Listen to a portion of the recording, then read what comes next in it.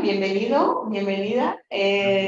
Pues eso, para la gente que se esté uniendo quizá online o que vea esta conversación posteriormente, pues estamos aquí en una charla del Club de Lectura Leselust del Instituto Alemán. Hemos leído El Aristócrata de Ernst Weiss, editado por Alfa Decay y traducido por ti, por Alberto Gordo Moral.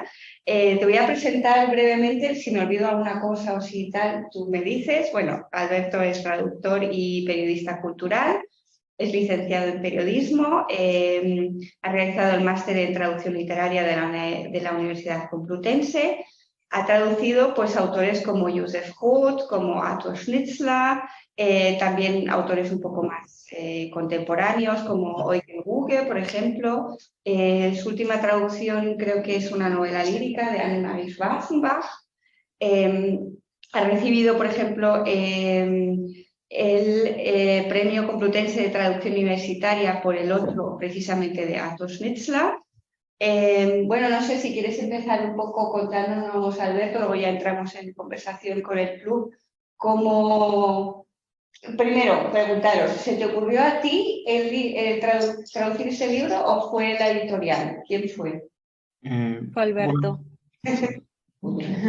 Y yo conocía a Ernest Weiss, lo había leído hace años, cuando se publicó El Testigo Ocular, que lo publicó Siruela en 2003, ya se había publicado antes, en los años 80 en ediciones B, y luego creo que lo recuperó el Círculo de Lectores, pero yo llegué a él cuando se publicó en 2003 por Siruela, y después pasaron bastantes años y no había vuelto a leerlo, y luego años después, precisamente cuando estaba en la universidad, investigando un poco a este círculo de escritores de Praga, del círculo de Kafka, pues volví a leer un poco a Ernest Weiss, leí sus fragmentos autobiográficos, casi todo está online porque es un autor libre de derechos y no hay ninguna dificultad en acceder a él en alemán. Y leí El Aristócrata, precisamente, y me gustó mucho, pero al principio pues tampoco sabía si podía tener posibilidades de una traducción, o hasta que no hice una cala y traduje una parte y vi que sí, que sonaba bien, traduje el primer capítulo y vi que sonaba bien, estuve pensando a ver a quién se lo podía proponer y la verdad que se lo propuse a Julia y enseguida me dijo que le había gustado y que lo quería editar y nada, y lo tradujimos. Yo creo que fue el año pasado, lo traduje en verano, en 3 o 4 meses y además pude trabajar con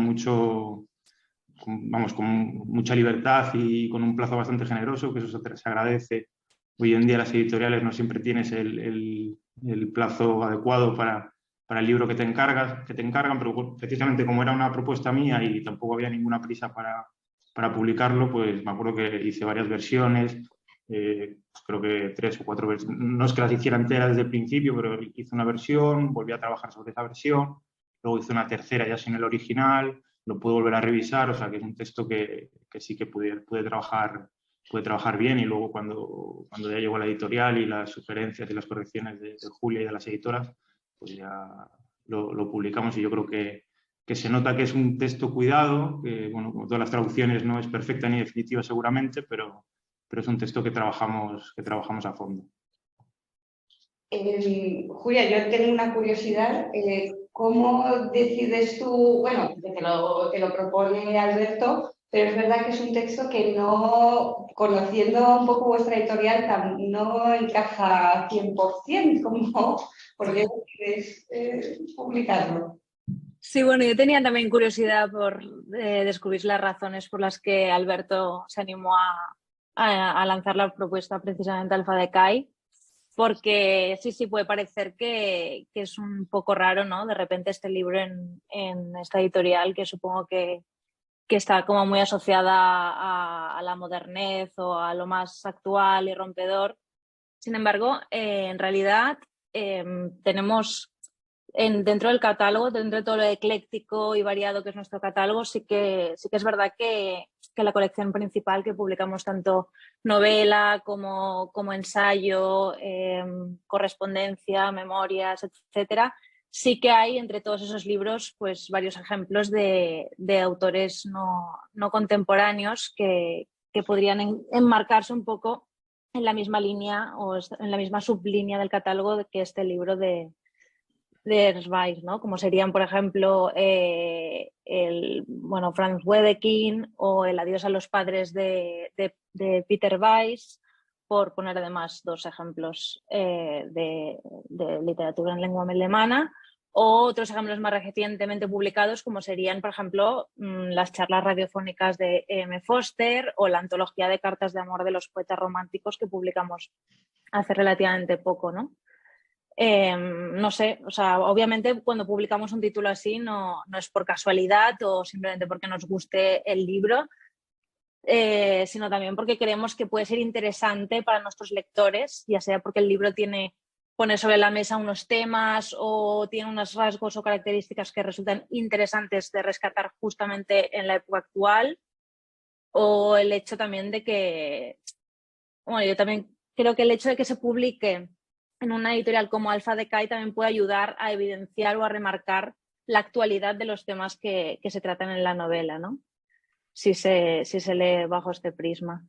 Además, en el caso concreto del aristócrata, se trata de una novela muy, muy de su época, pero también muy, muy clásica, muy clásica en algunos aspectos, pero también por otra parte es muy moderna, ¿no? Que tiene un estilo muy, muy inusual para su época, por lo tanto creímos que encajaba bien en el catálogo. Bueno, voy a abrir un poco la conversación, porque aquí estábamos en una conversación bastante animada sobre todo sobre, bueno, una serie de los temas que nos han surgido, el mundo interior del protagonista, cómo lo expresa. Entonces, no sé, ¿alguien quiere lanzarse? Yo voy a preguntarle al traductor una pregunta obvia, así un poco, pero ¿qué partes o qué términos o qué te ha resultado más difícil traducir en este caso? ¿Una situación?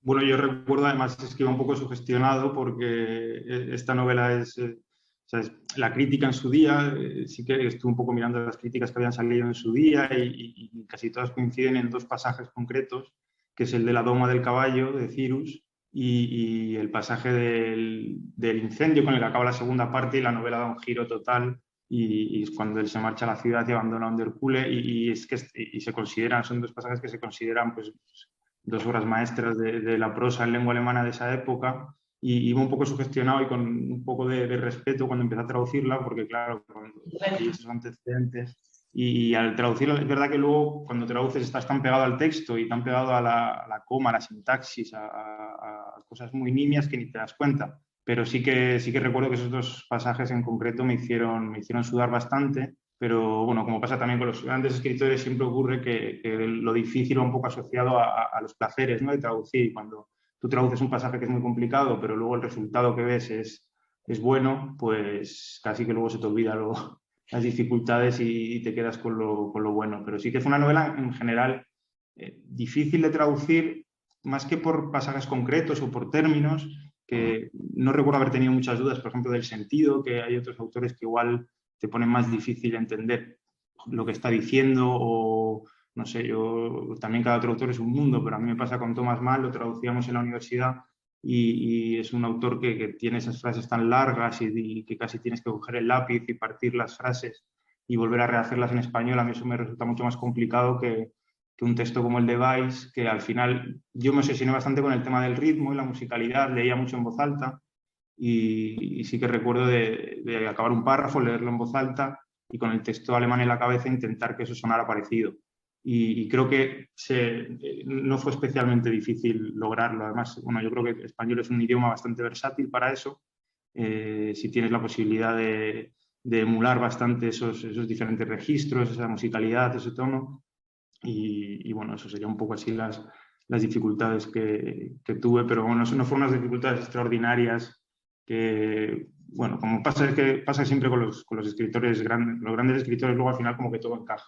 La frase abrocha perfectamente y no, creo que es más difícil traducir a un autor malo, porque tienes que, y luego aparte tienes que entregarlo, ¿no? Y el editor no va a leer el original, y cuando reciba el texto y vea... Sí, se lee muy bien, que otras veces cuando todo el mundo tenemos la experiencia de leer un libro traducido y no sabes qué pierdes, y de verdad que has conseguido esa coherencia, esa musicalidad, ese ritmo, o sea, que yo te doy la enhorabuena por Gracias. en cuanto a la versión española, si es fiel o no, supongo que será, que es otro aspecto. Así que... Sí, o sea, ya como he dicho, el tema de la fidelidad al sentido no era difícil de mantener, era un poco la musicalidad lo más arduo, y yo creo que se consigue más o menos bien, no es un texto en ese sentido muy complicado. Yo quería preguntar, ¿cómo Acercar un preparas? poco porque Bueno, porque si no, no se te va. bueno, así, ¿cómo preparas la traducción? ¿Qué es lo que, bueno, sí, que has leído, te ha gustado la obra y has decidido traducirla, pero ¿cómo preparas la traducción? ¿Lees sobre el autor, la crítica? Bueno, en este caso concreto o en general. Un poco en general, sí.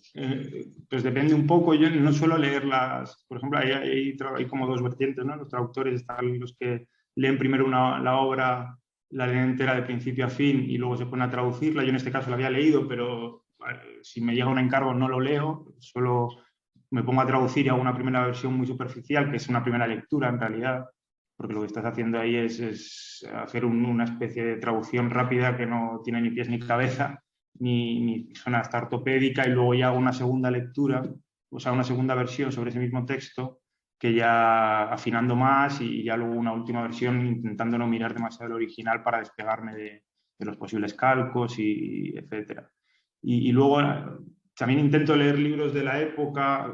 Cuando estoy traduciendo, por ejemplo, un texto de los años 30 o de los años 20, pues intento leer alguna cosa en español de la época, o traducciones también.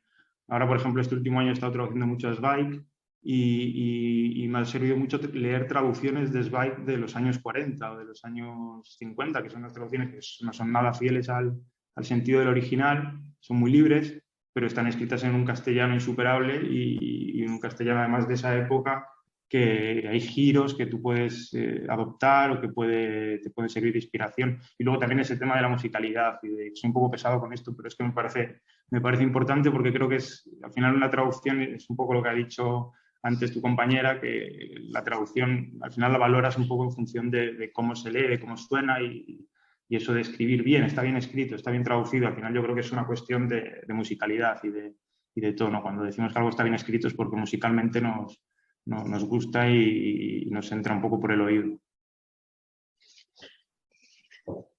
No sé si contestaba la pregunta. Sí, muy interesante eso de leer digamos, lo que de esa misma época, pero en español, en castellano, en ese caso, sí, efectivamente.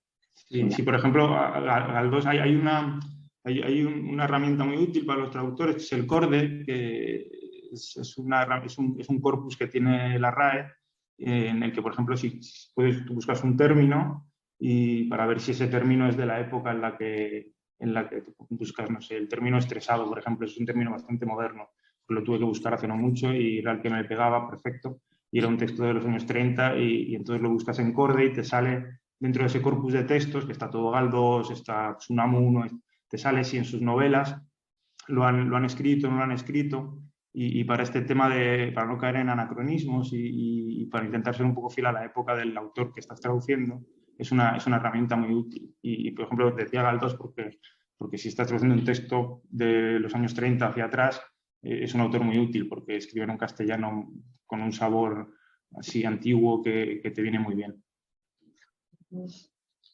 Alberto, yo te quería dar las gracias por el prólogo, porque ayuda mucho a entender todo el libro. O sea, este libro, el prólogo, sería un pelín durillo y difícil de contextualizar si no has leído algún libro de este autor o le conoces. O sea, si te cae en tus manos, habría sin el prólogo, con el prólogo que gana mucho el libro, creo yo.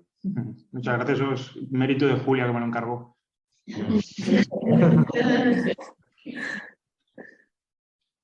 Bueno, sí, la verdad es que se agradece que en general las ediciones, o sea, en Alfa de Kai todas son así, pero las ediciones, pues eso, cuidadas, que no tiran así un texto al vacío y al lector, sino que, bueno, cuidan también un poco al lector, intentan pues cogerle un poco, y sobre todo con con este autor, por ejemplo, pero bueno, en general vosotros en Alfa de Cai tampoco es que tengáis autores famosísimos que todo el mundo sepa quién es a primera vista, entonces está muy bien eso de explicar un poquito pues quién es, de dónde viene, etcétera. El epílogo estaba porque el epílogo... me parece que el epílogo es de Sí, un no, crítico literario. Pero que figuraba la edición del libro, en la edición original del libro. Sí, es Peter Engel, es el editor de las obras completas de Ernest Weiss. Todas las novelas, yo creo que, bueno, no sé si todas, pero por ejemplo el Testigo Ocular, que es su novela así más célebre, viene también con un epílogo de Peter Engel, porque él cuando publicó en los años 80, creo que en el 82, salieron las obras completas, añadió pues, a cada novela y a cada obra añadió un pequeño epílogo, una pequeña nota. Y entonces sí que decidimos también meterla, porque yo creo que dice cosas interesantes, sobre todo también de cómo fue recibida la obra en su momento. Una pregunta, ¿sabéis por qué pasó en lugar del libro inicialmente, que era el Boetius Orlamunde, luego llevaba el aristócrata al final, y aquí en la versión española se ha convertido solo en el aristócrata? ¿Por qué cambió y a raíz de que o sea, el nombre original del libro al final ahora ya es solo el aristócrata, sin apellidos, ni nombre, ni nada? No lo sé seguro, pero justo hace un par de días ha salido una edición de Ernest Weiss ahora también en cátedra, de Francisca, que era un libro que se llamaba Mi lucha originalmente, y luego se llamó Francisca, o sea, primero se publicó como Mi lucha y al cabo, en la siguiente edición Ernest Weiss pidió cambiar el título y el prologuista, que es Carlos Fortea, el traductor, aventura una hipótesis, porque también en otros libros ha pasado lo mismo, en este concreto también, y él dice que cree que es porque Ernest Weiss salía un poco al paso de los malentendidos que generaban sus obras en la crítica. Se publicaba el libro, los críticos daban su opinión, y entonces, por ejemplo, en el caso de Francisca y la lucha, era una obra que se publica en el contexto de la Primera Guerra Mundial.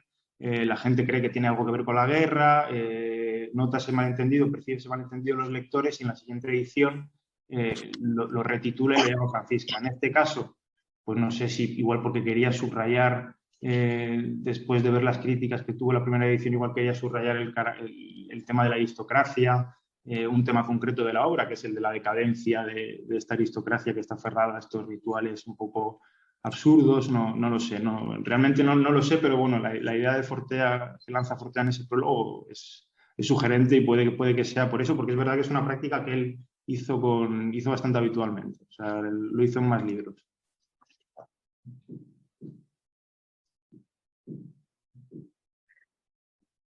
Bueno, a ver, yo sí que tengo una pregunta, o bueno, quiero también abrir un poco, porque creo que a todos creo que el aspecto en el que hemos estado todos de acuerdo era efectivamente que nos ha gustado mucho el lenguaje, el idioma, y como tú dices, la musicalidad, las descripciones, que son realmente cosas que no se leen habitualmente ya en literatura actual, pues estas descripciones tan cuidadosas del paisaje y tal.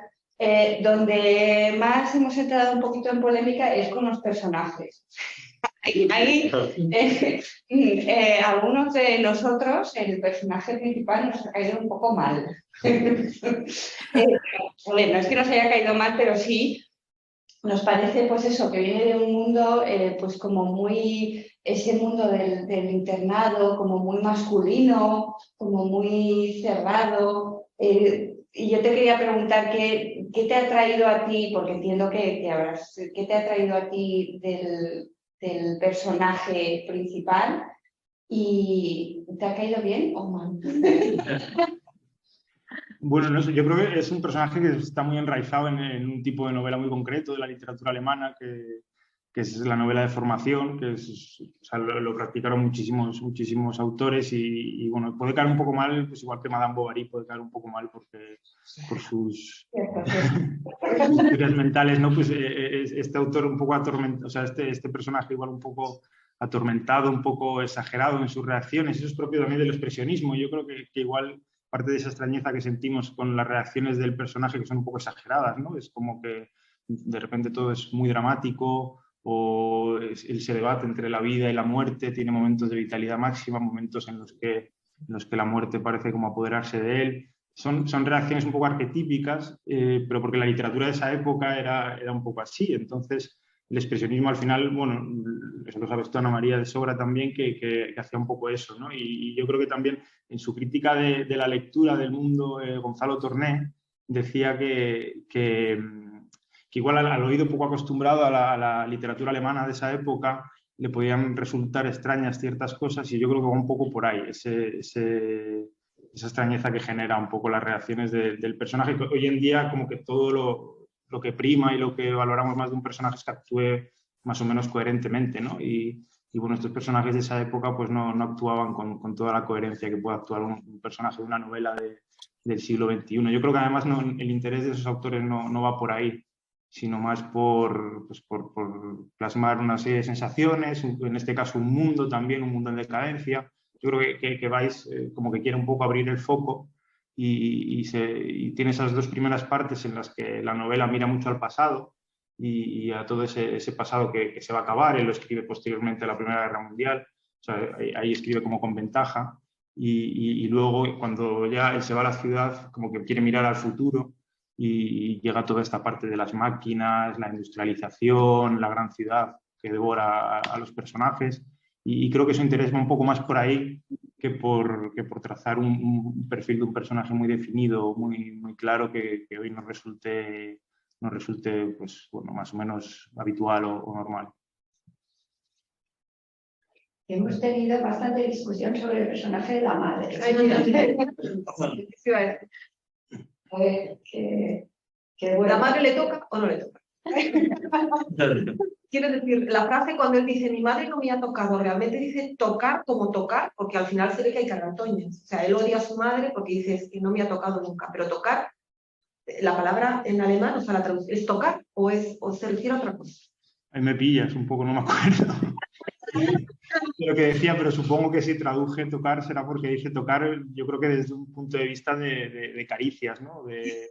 Cariño. Claro, él está muy apegado a su padre y el conflicto mayor lo tiene que también es otro tema típico de la novela de esa época, de la novela expresionista, ¿no? Que es esa relación así tormentosa con el padre, y es verdad que a la madre como que le reprocha muchas cosas, ¿no? Y yo creo que ahí se refiere a una falta de cariño por parte de la madre. Él también va a un colegio masculino y a él le están educando para ser un hombre aristócrata, y yo creo que ahí la madre pues no se desentendió un poco más allá de la crianza, supongo, de los primeros meses o de los primeros años, y luego eso recayó en el padre, que es al que realmente está unido y al que también le reprocha que no le trate con el mismo amor que él le tiene, ¿no?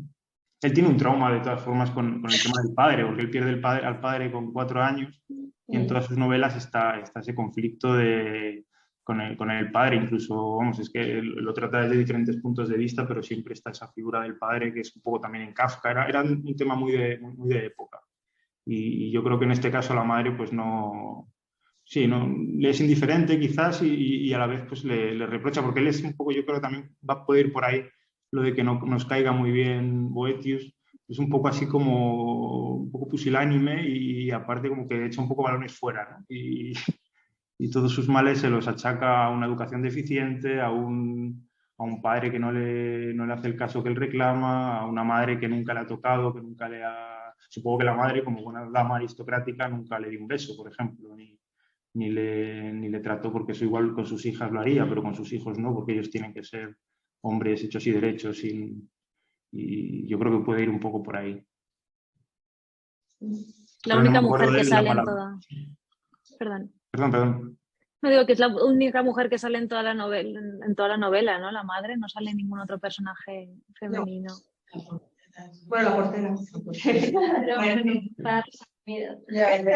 No aparece. Te voy a preguntar, Julia, tú como lectora, ¿cuál fue tu primera impresión? O sea, no a nivel pues, literario y como editora, sino como lectora de este libro. Este libro, sí. A ver, me cuesta un poco separar como mi impresión lectora con mi impresión editora. Me pasa casi con todas mis lecturas ya actualmente, padezco de este mal. Pero sí, recuerdo que me pareció interesante, tanto por razones estilísticas como del argumento. Me interesó y me pareció una lectura que no precisamente fácil ni precisamente agradecida, pero sí interesante y estimulante en algunos sentidos, sí. Bueno, nosotros os lo pasé además el intercambio que estábamos teniendo y nos surgieron, bueno, al grupo le surgieron muchísimas conexiones con otras novelas de la época, incluso de otros idiomas. A ti, Alberto, ¿qué conexiones te surgen con esta novela? Bueno, ahora es verdad que leí el intercambio y me pareció muy interesante, ¿no? Las conexiones que hacíais y que es verdad que todas ciertas, claro. O sea, está Musil, está toda la novela de formación alemana. Yo, si tengo que quedarme así con una conexión más clara, yo diría que es esa conexión con el expresionismo. Creo que está muy en sintonía con las novelas expresionistas, incluso con Döbling, con novelas de esa época. Y sí, yo creo que más por ahí, o sea, un tema más estilístico o de temas como la relación con el padre y bueno, y luego pues eso, la novela de desarrollo, que es que en Alemania, en lengua alemana va desde Goethe hasta pasando por Thomas Mann, pero bueno, sí es verdad que yo creo que está muy anclada en su época. O sea, tiene cosas también de alguna, me acuerdo que justo antes de traducir tradujo un cuento de Joseph Roth, muy de los del principio, que no era muy conocido, El alumno aventajado, creo que nunca se había traducido al español. Y lo estaba traduciendo, o sea, cuando traducía luego a Ernest Weiss, digo, es que tienen los mismos temas. En Roth son 4 o 5 páginas y son los mismos temas. Es la relación con el padre, el muchacho que intenta encontrar su sitio en el mundo. Y yo creo que es, o sea, que a poco que rastreemos un poco, encontramos muchas semejanzas con otras novelas. Creo que además, tú, Ana María, lo dijo, estaba en el email o lo has puesto luego en redes sociales o algo que había surgido, creo, la comparación con Emil Nolde. Y tengo curiosidad, es por lección de alemán. Claro, pues también. ¿Lo de lección de alemán lo había puesto yo? Sí, lo tenemos aquí. De hecho, tenemos aquí una especie de popurrí de todas las... tenemos desde Fontane, pasando por Kaiserling, y tenemos aquí precisamente Nolde, por ejemplo, porque es verdad que a mí la escena, por ejemplo, de la tormenta con estos colores, las nubes que luego son amarillo azufre y luego son verdes y luego no sé qué, eso es muy... O sea, a mí me parecía un cuadro impresionista y de hecho es una de las cosas que estábamos comentando, que por un lado son unas descripciones, pues eso, de las que ya no se leen en literatura, pero que precisamente igual porque ya no estamos acostumbrados, a algunos de nosotros, en los que me incluyo, nos ha costado. O sea, es la parte como más lenta de la novela, ¿no? Luego ya es verdad que pues van pasando más cosas a partir del incendio y tal, pues ya como te vas, adquiere un poco más de ritmo, pero esas partes para mí son casi descripciones que no... O sea, y es verdad que pasan cosas, porque claro, casi se ahoga su amigo, o sea, es como de mucha acción, pero al mismo tiempo parece que está parado. Y son como cuadros, ¿no? Que él va pintando y... Sí.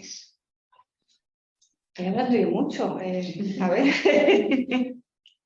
No sé si queréis... Mira, me ha llamado mucha atención, Alberto, lo que has contado al principio, cómo traducías. Esa primera vez que hablo con un traductor profesional, así. ¿Tú qué porcentaje dirías que el libro tiene algo de tu arte? Porque claro, el autor no eres tú, pero tú también has puesto ahí una parte importante de ti, ¿no? Es curioso.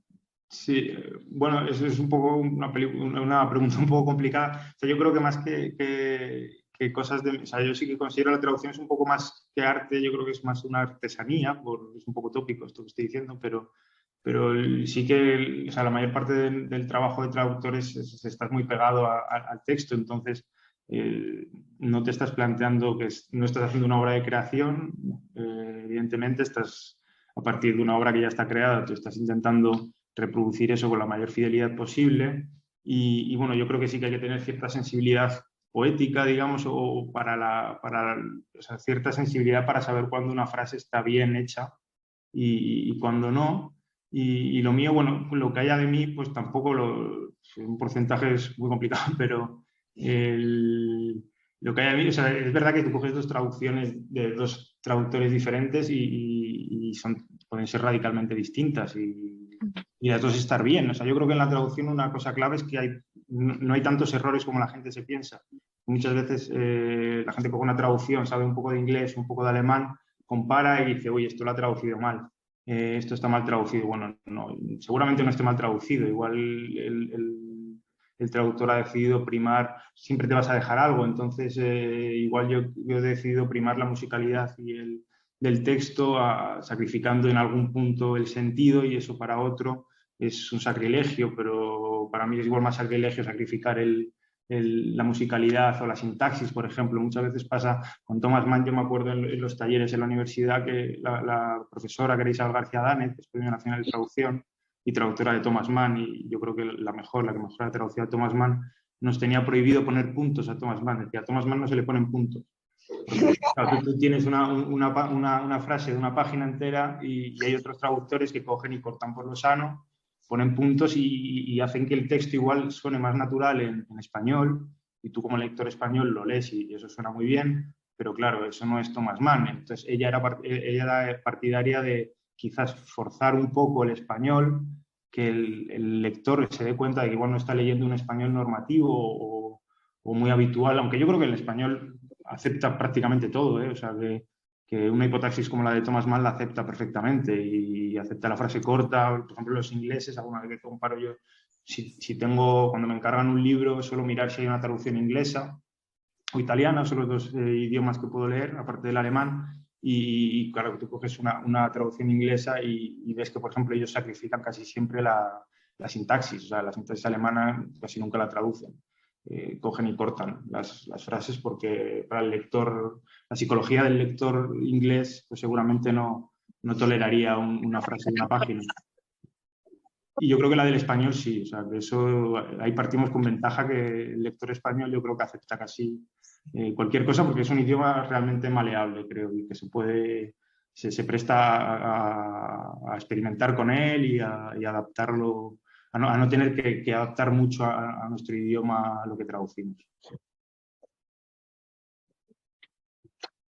Entonces para ti, ahora estaba pensando, entonces el traductor sería como el intérprete de una partitura de música, ¿no? Porque hay interpretaciones, es la misma partitura, ¿no? Pero hay interpretaciones distintas, ¿no? Quiero decir que entonces es un poco así, ¿no? Es decir que... Sí, yo para mí esa es la metáfora perfecta. O sea, la del intérprete de música creo que es lo más hay mucha teoría de la traducción y no sé, hay gente que dice que, bueno, que transportamos igual un material de un idioma a otro, pero bueno, el transporte yo creo que no es una metáfora buena porque el transporte exige un poco la integridad de la mercancía y la mercancía cuando llega al español no está íntegra, o sea, está un poco alterada por el paso por nosotros, pero yo creo que la del intérprete es perfecto, esa comparación, creo que la hacía Miguel Sanz, que es el gran traductor de Thomas Berger, de Günter Grass, y creo que sí, que o sea, hay un original y nosotros lo interpretamos, y luego tenemos la suerte también que cuando leemos literatura traducida tenemos diferentes versiones. Igual de Ernest Weiss lo he traducido yo, lo ha traducido Alfonsina Janés, lo han traducido otros traductores, igual a alguien no le gusta mi versión, puede irse a otros Ernest Weiss, digamos, y eso un alemán no puede, un alemán tiene que leer la versión de Ernest Weiss. Entonces, bueno, yo creo que por ahí una lanza a favor de la traducción. Yo tengo una pregunta que a lo mejor es un poco tonta, pero se me ocurre. Si en este caso este señor Ernest Weiss era vivo, él podría después, cuando ve una traducción de su obra? ¿Tendría algo que decir? ¿Podría decir algo? Pues ahí, a nivel legal, bueno, igual eso Julia sabe mejor que yo, no sé si a nivel legal, tú cuando compras los derechos, o sea, no sé si el autor de la obra original, no sé si tiene algo que decir con respecto a otro. Imagínate que tienes que traducir a un señor que está vivo, a un novelista que está vivo, ¿vale? Y entonces, pues él controla un poco el idioma y bueno, y quiere saber cómo ha quedado su libro traducido, ¿no? Como cuando hacen una película de una obra de un libro, ¿no? Pues lo mismo, ¿no? Entonces, no sé, ¿se ponen en contacto con el traductor o no se ponen o se manifiestan de acuerdo o no? Bueno, Esto nos sucede a veces, sí. Perdón. Que nos ha sucedido alguna vez que por contrato, o sea, no tanto por petición del autor en sí, sino por contrato con la agencia o algo, nos piden que les enviemos la traducción para que el autor más o menos la supervise. Normalmente si el autor tiene algún conocimiento del español, pues lo debe mirar por encima y tal. Nunca nos ha pasado que al autor no le satisfaga la traducción. Esto no ha ocurrido. Y no sé hasta qué punto desde un punto de vista legal, podría, no sé, podría tener derecho a decir algo, ¿no? El autor, o quizás si realmente le pareciera que la traducción es totalmente errónea, demostrándolo, pues quizás sí que, no lo sé, no nos ocurrió nunca, por suerte.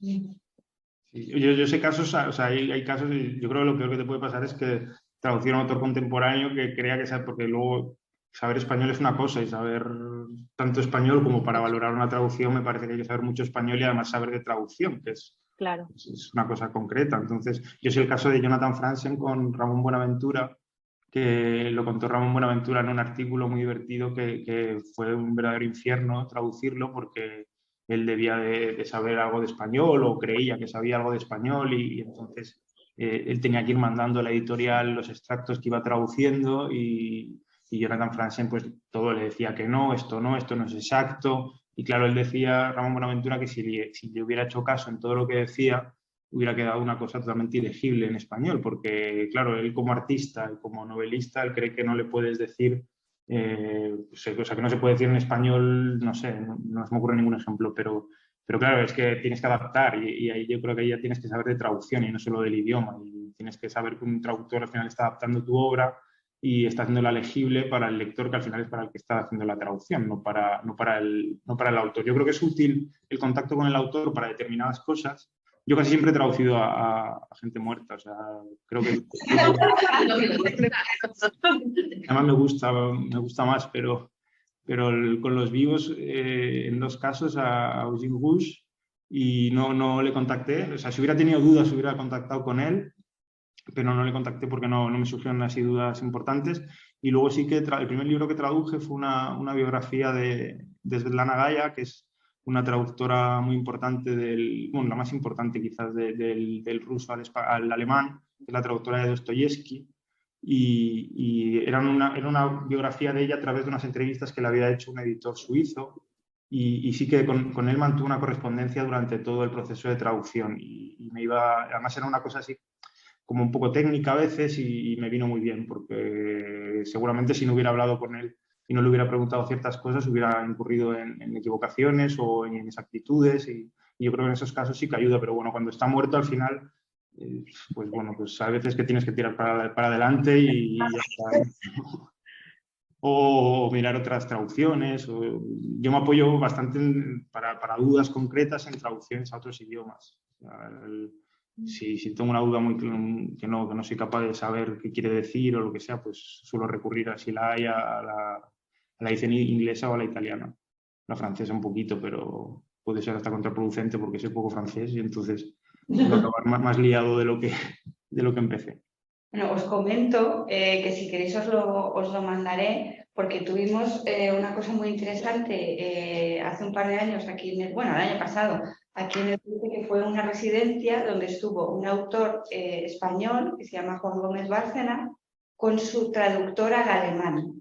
Y estuvieron ellos juntos aquí, creo que estuvieron 3 semanas, pues trabajando, la traducción ya estaba como la primera versión ya hecha, y estuvieron pues trabajando en ella y tenemos un artículo que os podré enviar porque es muy interesante, porque ahí sí hubo cierta afinidad en que, o sea, sobre todo para el traductor, preguntarle al autor directamente, oye, tú con esto, ¿qué querías decir? Entonces, además venía bien porque el autor no sabe nada de alemán, entonces el autor lo único que hacía era explicarle, pues mira, yo mi idea era esta, o esta era la imagen que tenía, o no sé qué, y el otro le dice, ah, vale, pues... pero vamos, que es bastante interesante, si os interesa el tema, os lo mandaré. Es curiosa esa visión porque justamente hace un par de meses se presentó aquí un libro que además era una edición bilingüe, bueno, de poesía de principios del siglo XX, de diferentes autores alemanes, bueno, de habla alemana, y algunas de las personas que estaban en la mesa comentaban que traducían, que lo último que se hace es hablar con el autor.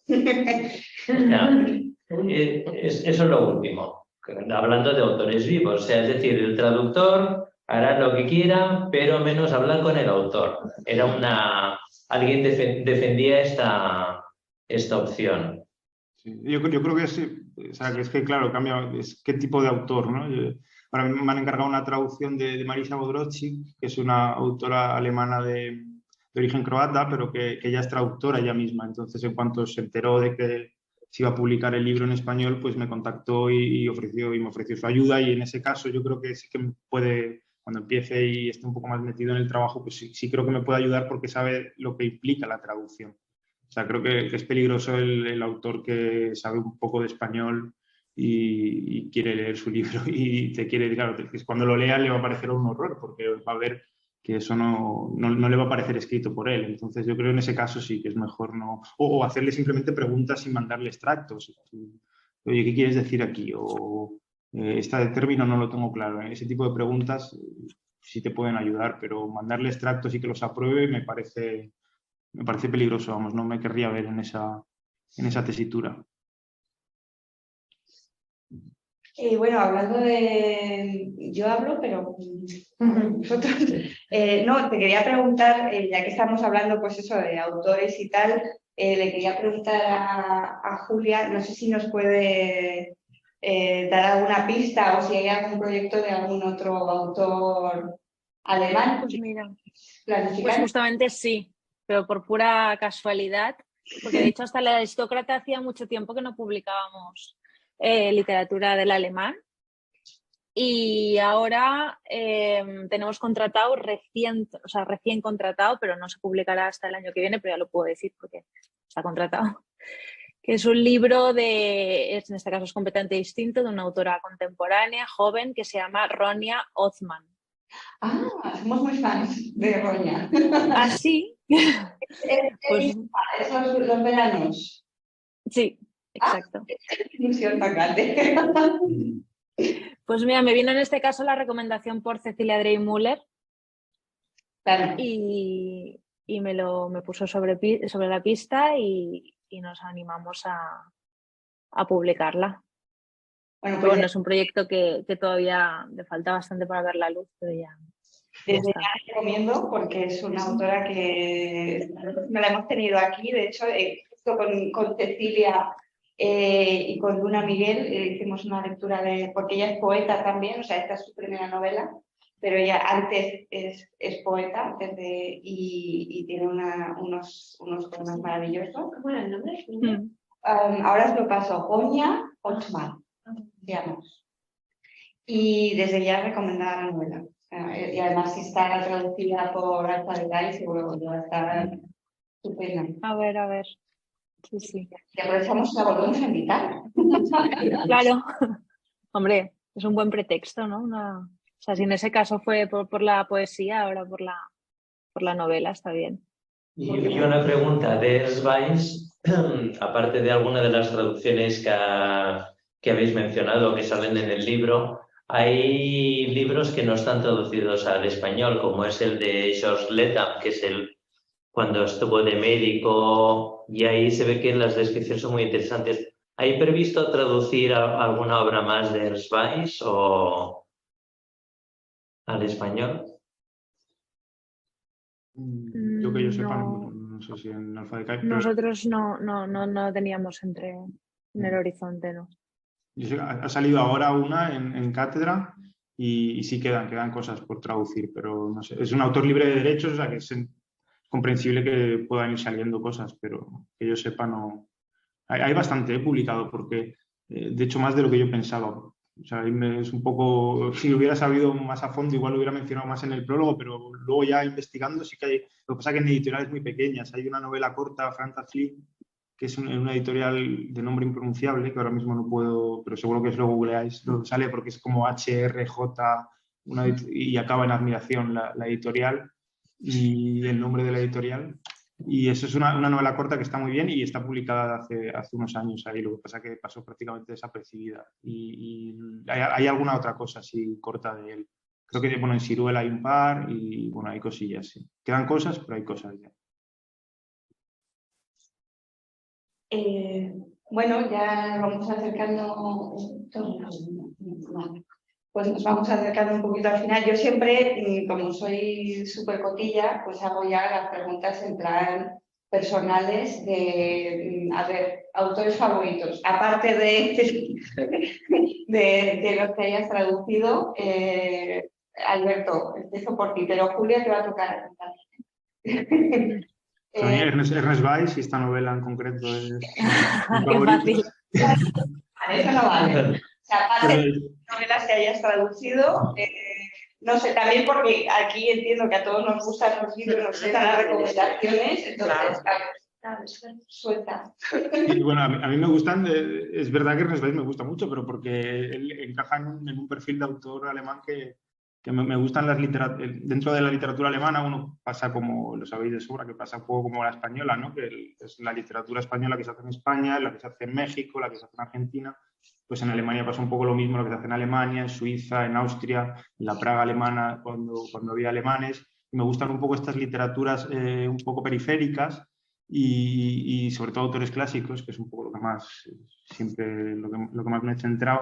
Y de la primera mitad del siglo XX me gustan, no sé, pues, ¿sabes? Puedo ser muy poco original, me gusta Joseph Roth, me gusta Kafka, me gusta todos los del Círculo de Kafka de Praga, no sé, me gusta mucho Elias Canetti, que además quedan cosas por traducir. También esto dentro de la literatura periférica alemana, pues un autor sefardí que nace en Bulgaria, su lengua materna es el español, aprende alemán ya con unos cuantos años y luego escribe en alemán y tiene su autobiografía en 3 volúmenes, que en mi opinión es una obra maestra absoluta y sobre todo La lengua salvada.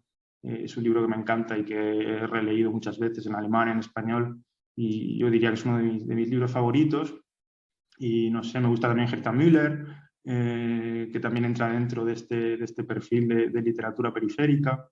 Y bueno, no sé, sobre todo autores judíos del periodo de entreguerras, de la primera mitad del siglo XX, me gustan mucho, además los he traducido bastante y trabajo bastante con ellos, y son un poco los que más me gusta también. Por ejemplo, en el caso de Joseph Roth, esta especie de aire fresco que insufla la literatura alemana, ¿no? Porque ellos vienen de unos sitios y unos lugares con unas tradiciones muy concretas, pues en el caso de Roth con todo el tema de la mística judía, que es un poco también en la Praga en lengua alemana.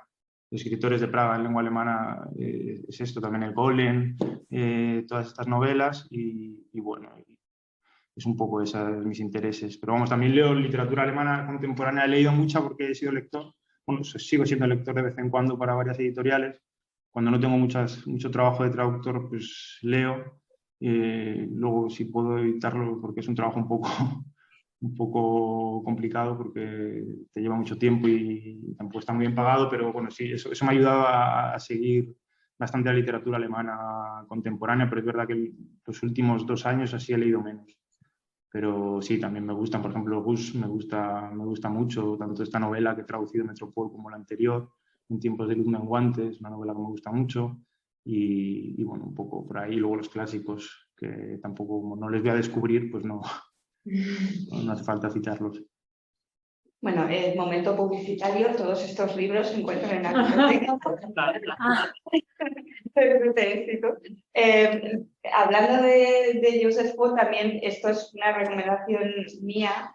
Hay un libro de un autor contemporáneo que se llama Volker Weidemann, que ha escrito un libro muy bonito que está traducido, que se llama Ostend de 1936, y que va pues, de un verano precisamente en 1936, creo que es 36, que pasan allí dos amigos que en realidad son muy diferentes, pero que por circunstancias se hicieron súper amigos, que es Joseph Roth y Stefan Zweig. Y luego se les juntan, se unen también otros escritores, Irmgard Cohen, que está aliada con Joseph Roth. Bueno, es una novela bastante ligera, digamos, como que cuenta este episodio, pero a mí me gustó mucho, es muy bonita. Si os gusta pues, esta literatura de esta época y tal, la recomiendo. Está traducida también. Está en la biblioteca. Julia, te ha tocado. ¿Recomiendas? Sí, yo es que me cuesta muchísimo, me quedo bastante en blanco cuando tengo que decir autores preferidos o libros preferidos. Creo que cambió muchísimo del libro preferido. Cada vez que leo uno que me gusta, es mi libro preferido, me cuesta mucho decirlo. Pero, y además también mi ejercicio lector, para bien o para mal, está muy condicionado con lo que leo para Alpha Decay, con lo que descarto para Alpha Decay, o sea, como está muy condicionado por eso. Pero sí que de entre los autores que un poco se han comentado hoy, he leído mucho a Kafka y como novela una de las lecturas más importantes de mi vida, diría, fue de Thomas Mann, Los Buddenbrook. Sin duda la recuerdo como una de estas lecturas que como importantes en mi trayectoria, digamos, como lectora. Y otra que, por cierto, no lo hemos comentado, pero sí que salía como comparación de esta en los comentarios, que es Retorno a Brideshead de Evelyn Waugh. ¿Se pronuncia? No sé. Nunca sé cómo se pronuncia, pero sí que no, o sea, es una novela que me gustó muchísimo y no se me había ocurrido cómo compararlas y me pareció una comparación muy acertada por el tema, por la realidad que retrata, en muchos aspectos. Y ya está. Esto sería. Fantástica traducción, bastante reciente, por cierto, de Los Buddenbrook de Isabel García Gámez, precisamente. Una traducción nueva muy buena. Sí, porque es verdad que o sea, lo que ha dicho me ha parecido muy interesante, lo que ha dicho Alberto, de leer como traducciones de la época para ver cómo están hechas y tal, pero a mí, aquí entre nosotros, algunas traducciones que hay pues, de obras clásicas de la literatura alemana, por ejemplo, de Thomas Mann y tal, me cuesta un poco, no sé, Alberto, ¿tú cómo lo ves? Hay algunas traducciones por ahí Sí, es que se quedan como un poco obsoletas, ¿no? Pero bueno, por ejemplo, Goethe está todo traducido por Cansinos Asens, ¿es Cansinos o Casinos? No sé. Y está todo, y yo he tenido alguna vez que buscar alguna cita de Goethe que me sale en alguna obra que he traducido, y entonces nunca he podido coger una cita, lo he tenido que traducir yo mismo porque son tan poco fieles al original que cambia totalmente el sentido, entonces pues no te sirve. Si tienes que de repente un personaje cita a Goethe y que no puedes coger la traducción esta de Cansinos Asens, que está escrito también en un castellano inmejorable y es bellísima, pero no es fiel al original. Yo creo que adolecen un poco, ¿no? de eso las traducciones. Bueno, yo me he encontrado que incluso, o sea, en una novela que de verdad que es complicada y que estoy deseando que alguien se lance a traducirla, que es Doctor Faustus de Thomas Mann, que es densísima, porque además es de teoría musical y tal, pero que a mí me parece maravillosa. Hay una traducción, pues no sé, de los años 70, pero es que, claro, hay el traductor o la traductora, que no sé quién es, ha encontrado la solución más fácil para, digamos, la complicación que puede ser Thomas Mann, que es saltarse partes enteras. O sea, hay párrafos desaparece. Claro, eso sí, no te sabes la novela, pues pero claro, si conoces la novela dices, no, pero que aquí falta, o sea, párrafos enteros. Eso es otra manera de enfrentarse a la traducción. Yo tengo una pregunta, si tienes colegas del mundo de la traducción alemanes que traducen del español al alemán, que yo supongo que sí, si ellos y ellas son capaces de captar el sentido del español, que como bien dices es un idioma muy versátil. Te pregunto porque hace unas semanas le regalé a un amigo alemán 100 años de soledad en alemán. Yo empecé a leerlo y la traducción, o sea, era correcto, yo entendía lo que decía, pero creo que no entendía el realismo mágico, ¿no?, de Gabriel García Márquez, porque es que de verdad ese inicio tan maravilloso de 100 años de soledad, y la mañana de su fusilamiento, Aureliano Buendía se acordó de la primera vez que su padre le llevó a ver el hielo. Cuando lo lees en alemán dices, yo creo que el alemán no está hecho para el realismo latinoamericano, ¿no? Bueno, eso también puede ser también un poco por... o sea, tú como lectora en español, claro, tienes una idea de la novela y irte a... Yo no he hecho el experimento de leer novela que conozco bien en español, en alemán, pero supongo que, claro, ahí... O sea, tú como lector, claro, y además si es una novela que ha sido importante para ti, pues cuando la leas en alemán no va a ser lo mismo. Porque yo era precisamente, este amigo al que le regalé el libro es muy fan de su literatura, ¿no?, de esta literatura de la que estamos hablando, de los años 20 y 30, alemana, no sé qué, y le dije, tienes que leer algo más, abre tu mente, está la maravillosa literatura latinoamericana, no te digo ya española, latinoamericana, que es maravillosa, muy diversa en sus países y por supuesto pues el clásico 100 años de soledad, ¿no? Pero por una parte me arrepiento, digo, creo que con la traducción no... No sé si le va a gustar. Bueno, era solo una pequeña anécdota, ¿no? Yo creo que los traductores del español al alemán, los alemanes también tienen que pasarlo mal, ¿eh? Sí. No, hombre, entiendo, claro, eso siempre es así, es complicado, pero bueno, siempre, yo, por romper una lanza en favor del gremio, tanto de las